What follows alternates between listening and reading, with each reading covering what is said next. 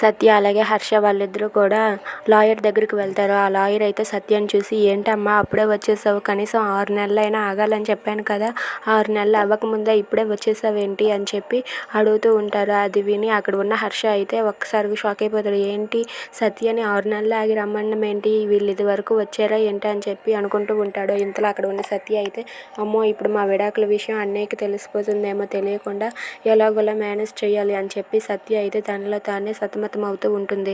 ఇక లాయర్ అడిగిన మాటలకు సత్య ఏం సమాధానం చెప్పకుండా అలా మౌనంగా చూస్తూ ఉండిపోతుంది. అది చూసి లాయర్ గారు అయితే మళ్ళీ మళ్ళీ అడుగుతూ ఉంటారు. దాంతో హర్ష అయితే అనుమానం పడుతూ ఉంటాడు. ఇంతలో క్రిష్ అయితే అక్కడ ఉన్న ఖాళీ డాన్కి అయితే వెళ్తాడు. వాడి ఏరియాకి వెళ్ళి, ఎక్కడరా నీ ఎందుకురా ఇలా చేశాడు, మా మామయ్య గారిని ఆ ఖాళీ ఎందుకు బెదిరించాడో మొత్తం చెప్తావా లేదా అని చెప్పి క్రిష్ వాడిని బెదిరిస్తూ ఉంటాడు. దాంతో వాడైతే ఇలా నిజం చెప్తాడు. ఆ రోజు సత్య వదిన కొట్టింది కదా, అందుకే ఖాళీ పగ తీర్చుకోవాలని చెప్పి మీ కూతుర్ని ఇచ్చి పెళ్లి చేస్తారా, లేదంటే మీ పరువు తీయాలా అని చెప్పి ఖాళీ అయితే విశ్వనాథం గారితో అన్నాడు, మీ మామయ్యతో అన్నాడు.